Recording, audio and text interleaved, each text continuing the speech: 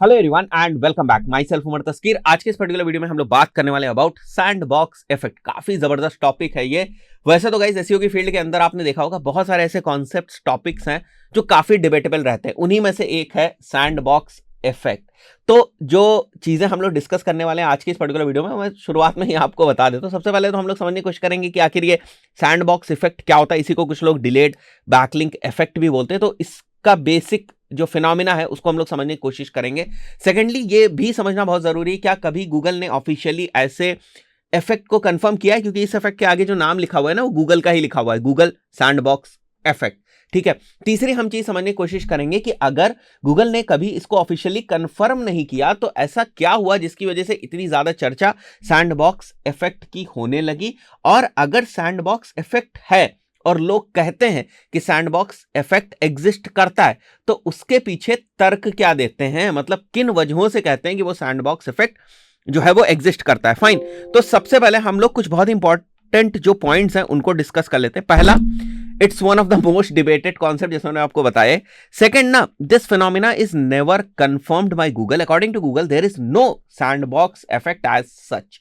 तो गूगल का साफ साफ कहना है कि कोई भी सैंडबॉक्स इफेक्ट नहीं होता है। हाँ, गूगल के एल्गोरिथम्स कुछ सिचुएशंस में ऐसा बिहेव करते हैं कि आपको लगता है कि सैंडबॉक्स इफेक्ट है, बट ऑफिशियली गूगल के एल्गोरिथम में, गूगल के बैकएंड में कहीं भी कोई भी सैंडबॉक्स इफेक्ट नहीं है। ठीक है। तो आप समझते हैं कि आखिर ये सैंडबॉक्स इफेक्ट का मतलब क्या है और ये डेफिनेशन क्या है। देखो, यहां पर जो आप देख सकते हो लिखा हुआ है, Google sandbox is probation period during which Google drives a minimum amount of traffic to your website. देखो, बहुत सारे वेबसाइट्स ओनर्स ने क्या एनालाइज किया कि जब वो अपनी नई वेबसाइट बनाते हैं उसके ऊपर उन्होंने तगड़ा कंटेंट लिखा, उस कंटेंट को उन्होंने इंडेक्स भी करा लिया।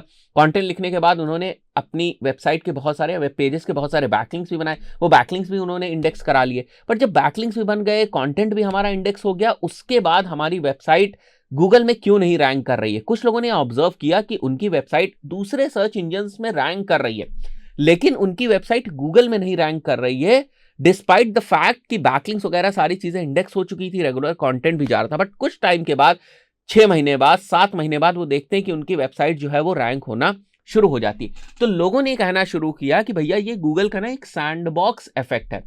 उसमें क्या होता है कि गूगल आपकी जो नई वेबसाइट्स होती है ना उनको रैंक नहीं कराता है।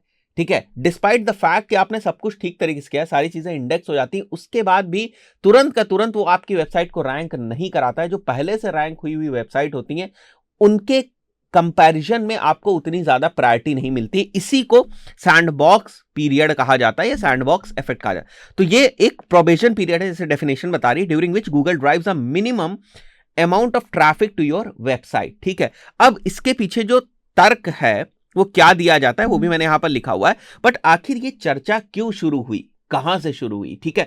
क्योंकि जैसा मैंने बताया कि गूगल ने कई बार इस चीज को ऑफिशियली कंफर्म कर दिया कि भैया कोई सैंडबॉक्स इफेक्ट नहीं होता है, बट फिर भी आज भी लोग इसकी बात करते हैं और कुछ लोग कहते हैं कि सैंडबॉक्स इफेक्ट एग्जिस्ट करता है। ठीक है। अब समझो, देखो यहां पर देखो मॉज, ठीक है, मॉज के जो फाउंडर हैं रैंड फिस्किन, और यहां पर देखो इन्होंने 2005 में, 2009 में और बीच में भी कई बार ना ये बात बोली, और भी बहुत सारे एक्सपर्ट्स ने, बहुत सारे जो बड़े बड़े एसईओज हैं ना उन्होंने ये बात बोली है कि उनको लगता है कि उनकी वेबसाइट के ऊपर जो है वो सैंडबॉक्स इफेक्ट काम कर रहा है। तो भाई जब इतने बड़े बड़े धुरंधर इस चीज को बोलेंगे तो लोग कैसे ना माने। ठीक है।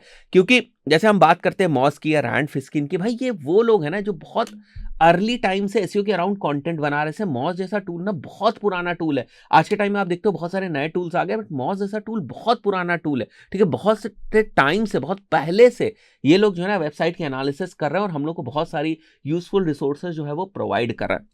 तो इन्होंने देखो यहां पर लिखा हुआ है अनाउंस दैट, और ये कब की बात है, 2004-5 की। ठीक है। इसी दौरान सैंडबॉक्स इफेक्ट जैसा जो वर्ड है ना वो कॉइन हुआ था। ठीक है।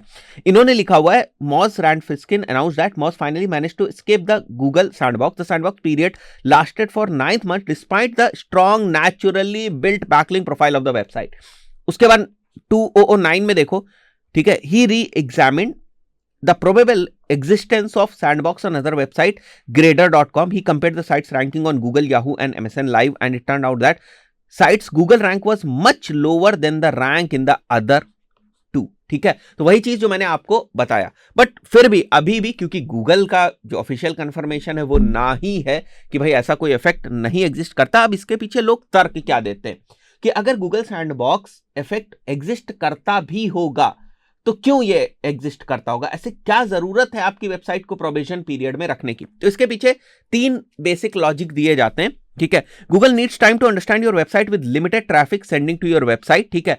लोगों का कहना है कि गूगल ना शुरुआत में जब आपकी वेबसाइट नई होती है तो उस वक्त आपकी वेबसाइट पे ज्यादा ट्रैफिक नहीं भेजना चाहता है। वो थोड़ा ट्रैफिक आपकी वेबसाइट के ऊपर भेजकर उन लोगों की क्या एक्टिविटी, जो भी ट्रैफिक आपकी वेबसाइट के ऊपर आ रहा है वो आपकी वेबसाइट के साथ किस तरीके से एंगेज कर रहा है, उससे रिलेटेड जो मैट्रिसेस होती हैं जैसे CTR हो गया, जैसे ड्वेल टाइम हो गया, जैसे बाउंस रेट हो गया, उसके बेसिस पर ये एनालाइज करने की कोशिश करता है कि आपकी वेबसाइट के ऊपर जो कंटेंट है वो दमदार है या नहीं है, और उसके बेसिस पर वो सैंडबॉक्स इफेक्ट आपकी वेबसाइट के ऊपर लगाता है। इसलिए वो शुरुआत में ना एकदम से आपकी वेबसाइट को रैंक नहीं कराता, क्योंकि चाहता है कि धीरे धीरे ना आपकी वेबसाइट के ऊपर ट्रैफिक आए।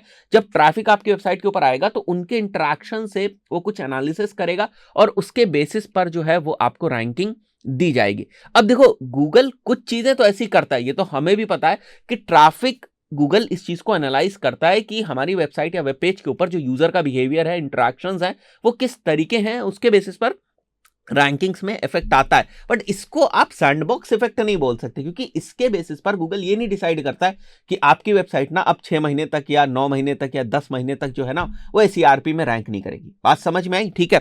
तो एक तो तर्क ये दिया जाता है, ठीक है।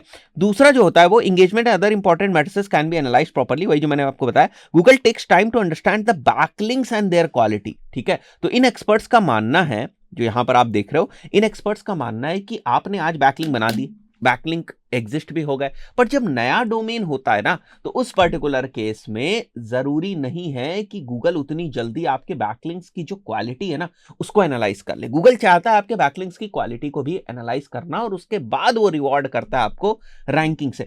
बट ये थ्योरीज कहीं ना कहीं फेल भी हो जाती हैं, क्योंकि हम लोगों ने ही देखा है कि आज हमने वेबसाइट बनाई और कुछ अगर हमने ब्लॉग लिखे लो कंपटीशन कीवर्ड के ऊपर, अगर हमने ब्लॉग लिखे तो हम देखते हैं कि वो अगर सही तरीके से लिखे गए हैं, तगड़ा उसके ऊपर कंटेंट लिखा गया है और वो लो कंपटीशन कीवर्ड को टारगेट करते हुए ब्लॉग लिखे गए, तो हाई प्रोबेबिलिटी रहती है कि जल्दी रैंक हो जाए, हो सकता है 1 महीने के अंदर ही रैंक हो जाए। तो वहां पर तो ये सैंडबॉक्स इफेक्ट फेल हो जाता है।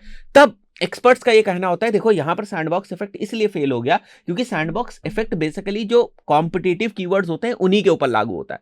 मतलब कॉम्पिटिटिव कीवर्ड्स के लिए आपको इतनी आसानी से रैंकिंग नहीं मिलेगी, तो वो तो हमें ही पता है कि कॉम्पिटिटिव कीवर्ड्स के ऊपर उतनी आसानी से रैंकिंग नहीं मिलेगी। तो ये रीजंस हैं जिनकी वजह से कई बार ये भी लगता है कि हाँ भाई हो सकता है सैंडबॉक्स इफेक्ट सही हो, कई बार ये भी लगता है कि हाँ ऐसा तो दूसरे केसेस में भी होता है, ऐसे तो गूगल का एल्गोरिथम काम ही करता है, ठीक है, तो वो सैंडबॉक्स इफेक्ट नहीं है। बट गूगल जब ये बात कंफर्म कर देता है कि ऑफिशियली हमारा कोई भी सैंडबॉक्स इफेक्ट नहीं है, बट कुछ फिनोमिनास ऐसी होती हैं गूगल के बैकएंड के अंदर जिससे आपको हो सकता है लग रहा हो कि सैंडबॉक्स इफेक्ट है।